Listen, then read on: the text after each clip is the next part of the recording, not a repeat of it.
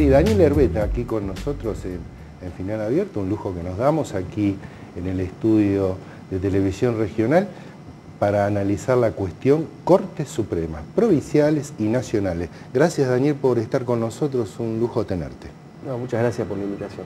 Bueno, decíamos, Tucumán, en estas horas se está decidiendo, digamos, la Corte Suprema de la provincia revocó ese fallo de contencioso administrativo, da por válida la elección nacional. En caso de que eso sea apelado por el sector opositor de la provincia de Tucumán, ¿cómo serían los posibles pasos de llegada a la Corte Nacional? ¿O no, digamos? Sí, eventualmente podría llegar a la Corte Nacional, pero básicamente, en principio, lo que es materia de derecho electoral local es materia que ha sido reservada por las provincias y que está exenta, en principio, de la injerencia, digamos, federal, salvo que eventualmente hubiera en un proceso electoral una violación de normas constitucionales, de normas que comprometan el derecho federal o eventualmente alguna decisión vinculada al proceso electoral que culmine con una sentencia, por ejemplo, de la Corte Suprema de Justicia, en este caso de la provincia de Santa Fe, que fuera tan arbitraria que habilitara la intervención de la Corte Nacional. O en tercer lugar, si se diera un supuesto de gravedad institucional, supuesto que sí se configuraba de haberse mantenido el fallo de la Cámara Contencioso Administrativo, porque allí sí, de haberse mantenido ese fallo, usted imagínese de que eventualmente podría llegar a producirse el vencimiento del mandato constitucional y quedar la provincia francamente en condiciones de ser intervenida. En un vacío que... En un vacío legal, sí. Yo creo que la Corte Nacional eventualmente intervenga o no, seguramente va a mantener la decisión de la Corte de la provincia. Yo he tenido oportunidad de acceder, trato de ser muy prudente, no está bien que yo hable de colegas, pero creo que los límites existen y todos tenemos que aprender un poco a cumplirlos, ¿no? Hay cosas que verdaderamente no se pueden franquear y jugar con el voto de la gente, jugar con lo que representa, con una elección en el marco de un proceso electoral como el que estamos llevando a cabo actualmente en la Argentina, requiere precisamente de los jueces de mucha prudencia. Creo que la decisión de la Cámara Contencioso ha sido cuanto menos bastante osada, no solo por entrometerse en un tema que generalmente los jueces no se meten, sino porque para hacerlo debió forzar la normativa, declarar de oficio una inconstitucionalidad, porque no tenía, digamos, competencia esta Cámara para poder intervenir, y verdaderamente utilizar argumentos que, lo digo al margen, digamos, yo no me comprometo en la puja política, no me corresponde, usted me pide una opinión como técnico, yo doy una opinión como técnico, que no está desprovista obviamente del contexto en que esta opinión se manifiesta, pero verdaderamente los argumentos hacen de que uno tenga alguna opinión muy crítica respecto del fallo, porque a esta altura del siglo XXI, reivindicar elípticamente como se ha hecho la posibilidad del voto calificado es verdaderamente algo lamentable. Es lamentable y yo como miembro del Poder Judicial siento vergüenza de que pueda haber gente en el Poder Judicial que, no sé, que piense esto, no sé, pero que lo pueda escribir y firmar ya me parece algo increíble. Sí. Entonces me parece que esta situación que ha generado un daño institucional muy grande, bueno, no conozco los argumentos de la Corte de la provincia, sé que se ha pronunciado la Corte Provincial, no sé con qué integración, porque creo que incluso había algún inconveniente. Hubo varios con jueces porque hubo muchas, claro. Para integrarse y esperemos que eventualmente queden despejadas todas las dudas y si interviene en la Corte de Justicia de la Nación, mejor aún, porque existirá también otra mirada respecto de estos mismos hechos como para dejar en claro cómo es esta cuestión. Me interesaba esto que decía usted respecto de los argumentos del voto calificado. Hay que decirle, por ahí la gente no sabe, ahí se habló en ese escrito del contencioso administrativo, esos dos jueces que firmaron, hablaron del clientelismo, es una figura un poco gaseosa, difusa, respecto de que esto habría justificado la invalidez de la elección, el clientelismo, esa trama que hay entre la política y determinados sectores.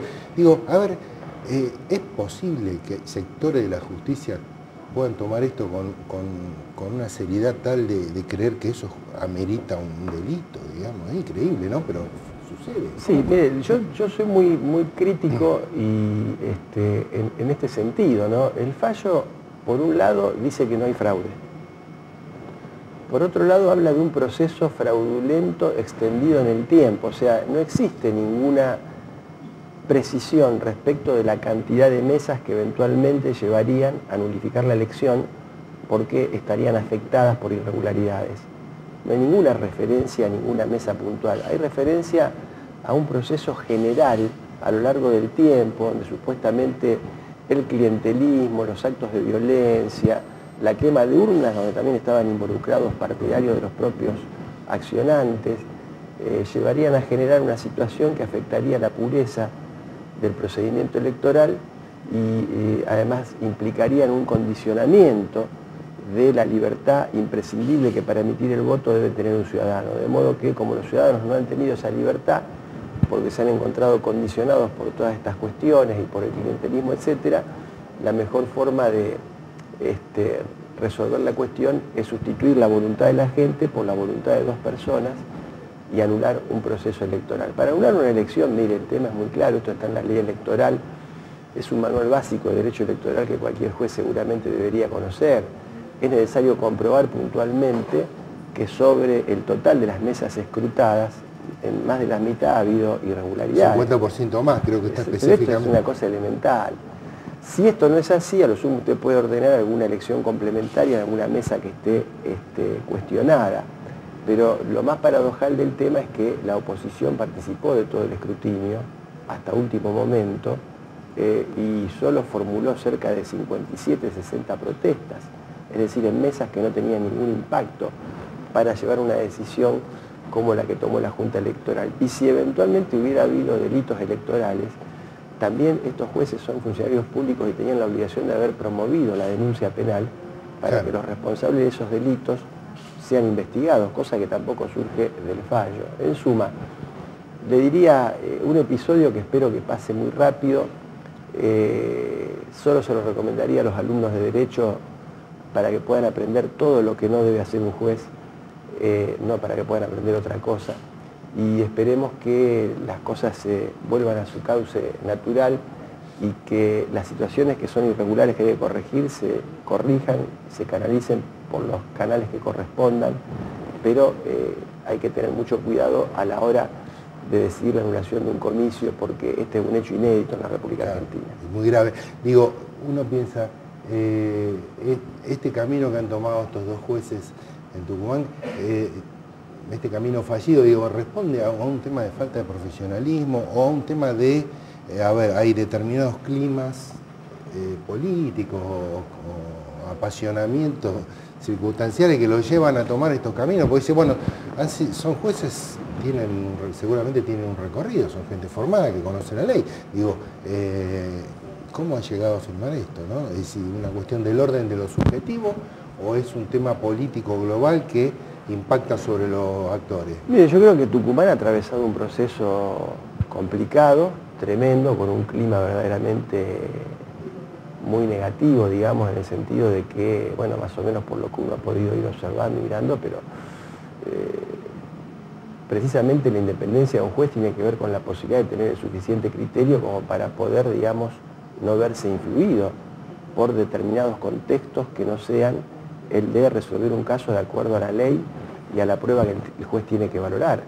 Yo creo que todos los jueces tienen convicciones políticas, no hay ninguna duda.